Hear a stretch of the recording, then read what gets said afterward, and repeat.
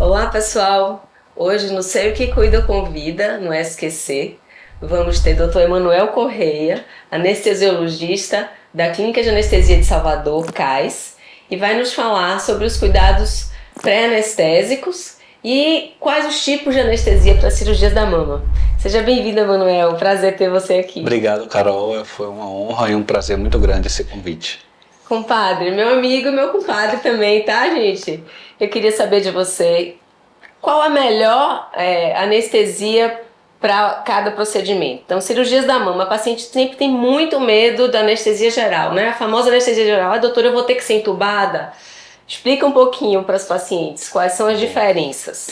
Bom, a escolha da técnica anestésica varia não somente com o porte cirúrgico, então quanto maior a cirurgia, mais complexa vai ter que ser também a anestesia, para que a gente possa acompanhar e poder ter todos os sinais vitais da paciente em mãos e a gente poder controlar e fornecer para o cirurgião o melhor campo cirúrgico, a melhor estabilidade do paciente e para que esse paciente possa ter um pós-operatório mais confortável também. Então, quando a gente pensa em uma cirurgia bem mais simples, tipo apenas uma retirada de um nódulo de mama, que é algo mais superficial, a gente pode trabalhar aí com uma sedação e mais anestesia local. Se a gente pensa que vai precisar retirar um quadrante, uma parte da mama, aí a gente pode pensar já em uma anestesia geral um pouco mais light, digamos assim, não tão profunda, não tão elaborada.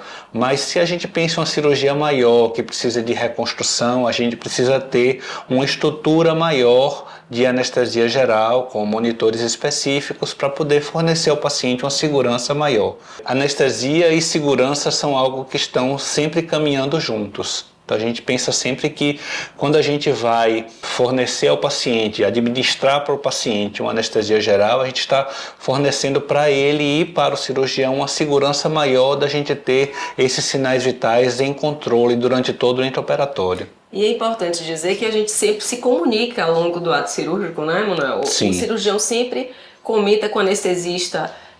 A gente, inclusive, às vezes está fazendo a reconstrução, precisa que a paciente esteja mais relaxada quando está ali no descolamento da musculatura para inserir o implante, por exemplo, entre uma musculatura e outra. Pede para relaxar um pouco mais a paciente. Então, a gente está sempre atento para que tudo transcorra da melhor maneira. Sim. E a paciente precisa saber que a anestesia geral é a mais segura. Assim, na verdade, o planejamento anestésico, ele já começa bem antes, né? A gente pensa assim, a partir de que momento a gente vai pensar em qual tipo de anestesia? Desde quando a paciente chega no consultório pré-anestésico, porque às vezes também tem uma cirurgia que é mais simples, mas uma paciente que tem comorbidades. Então a gente não pode fazer também de uma maneira mais negligente, isso não existe na anestesia. Não tem como a gente ser um pouquinho mais leve numa paciente que tem uma comorbidade que pode comprometer a performance dela, né, o estado físico da paciente ou comprometer a realização da cirurgia. Então a gente tem que linkar isso daí e isso já começa desde a avaliação pré-anestésica. Né, quando a paciente vem para a gente no consultório pré-anestésico e diz qual é a cirurgia que ela vai fazer e ela apresenta para a gente se ela tem alguma comorbidade ou não. Porque a partir daí a gente já começa a tratar com a paciente quais seriam as possibilidades anestésicas. Este é o primeiro momento que a paciente tem uma noção do que é que ela vai passar, né? O outro momento é quando a gente encontra com o cirurgião antes do ato cirúrgico em si.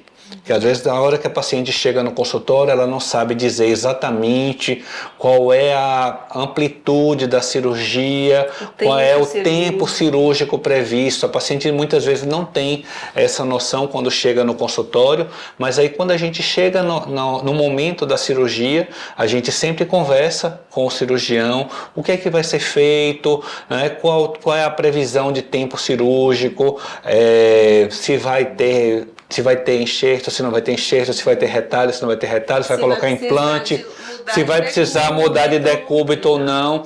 E isso tudo tem interferência para a gente. né? Isso tudo, claro, tem interferência no tempo cirúrgico, tem interferência no que a gente pretende fazer de planejamento anestésico para o intraoperatório e qual vai ser o nosso planejamento para a analgesia pós-operatória. Porque a anestesia compreende não só o serviço da anestesia, do anestesiologista, compreende não somente aquele momento do intra, mas também a analgesia pós-operatória. Então a gente vai pensar o que é que vai ser feito. Essa analgesia vai ser feita só com medicações venosas. A gente vai complementar isso daí com algum bloqueio periférico para que a paciente possa ter um melhor conforto no pós-operatório. E como ela vai acordar E também. como ela vai acordar, exatamente. Porque um despertar mais agitado, um despertar que possa a paciente despertar mais desconfortável, pode comprometer também o resultado final da cirurgia. E isso é que ninguém deseja, né? Nem a gente, nem o cirurgião. Então a gente precisa garantir um conforto no intra e no pós-operatório. Perfeito. Eu sempre digo que a cirurgia começa no planejamento. Sim, né? sim. É no planejamento cirúrgico, no planejamento anestésico, para que a gente possa se precaver de riscos que a paciente vem apresentar ao longo do ato. Sim.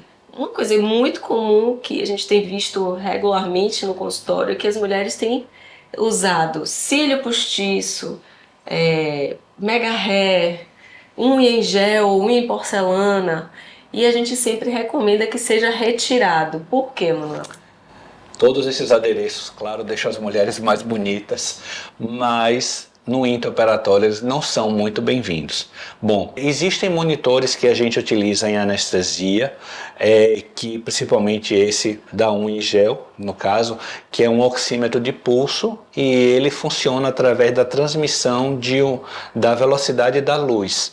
Então, se a gente coloca uma unha em gel, ela cria uma camada superficial mais grossa e impede essa transmissão e a captação desse sinal luminoso que vai dizer para a gente como é que está a oxigenação periférica do paciente.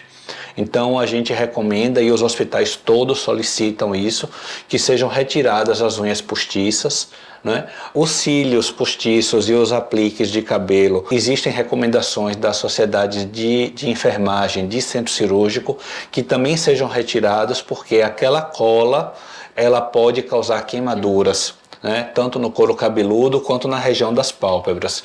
Então as pacientes não gostam muito quando a gente diz isso no consultório, mas elas sempre são orientadas tanto pelo anestesiologista quanto pela enfermeira no consultório pré-anestésico, né? A consulta pré-anestésica é um momento crucial, né? É um momento que todo cirurgião encaminha a paciente para a gente, é um momento que você tem o primeiro contato com o anestesiologista e com alguém que é ligado ao centro cirúrgico, que é não somente o médico que está ali na sua frente, como uma enfermeira, né?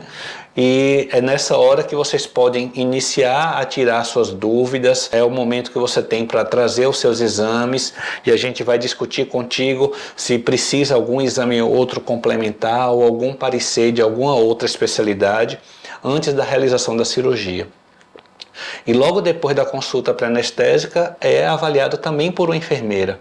E aí essa enfermeira sim é que vai dar essas orientações, de unhas de gel, de aplique de cabelo, de cílios postiços, o horário do jejum, porque ela vai checar qual é o horário que está previsto para a cirurgia e vai dizer se a paciente é candidata a gente abreviar o jejum ou não. Muitos pacientes têm medo, né? Vou ficar tanto tempo sem me alimentar. Hoje em dia, a grande maioria dos pacientes, a gente consegue abreviar esse jejum para até 2 horas antes. Né, de líquidos, de líquidos claros, né? Então um suco de laranja, um suco de lima, uma água de coco, a gente consegue abreviar para até 2 horas antes, né? Exceto alguns pacientes mais idosos, pacientes que têm uma dificuldade de esvaziamento gástrico, pacientes obesos, aqueles que têm refluxo gastroesofágico, a gente evita fazer essa abreviação. Mas nesse caso, mas jejum para 8 sólido horas. Continua 8 horas. Sólido, leite, derivados do leite 8 horas, mas a grande maioria dos hospitais já aceitam uma abreviação de jejum de líquidos claros, esses que eu falei, suco de laranja, lima, água e água de coco. Né? Sem bagaço, só o sumo mesmo. Em até um total de até 200 ml 2 horas antes da cirurgia. Isso dá um conforto muito grande para a paciente. Já existem estudos que isso tem uma melhora no trânsito intestinal no pós-operatório também, então a gente tenta abreviar o jejum sempre que possível, e isso vai ser feito, essa orientação vai ser feita pela equipe da enfermagem especialista de centro cirúrgico no momento da consulta pré-anestésica. Perfeito, Emanuel. Obrigada pelas suas orientações. Obrigado pelo convite. Super convite. importante a gente falar de anestesia para as nossas pacientes, porque muitas são cirúrgicas e tem muitas dúvidas, muitos mitos, eu acho, e preconceitos com relação à anestesia, o medo de não acordar, né? Muitos medos também. Então, super obrigada. Obrigado pelo convite. À disposição. Obrigada.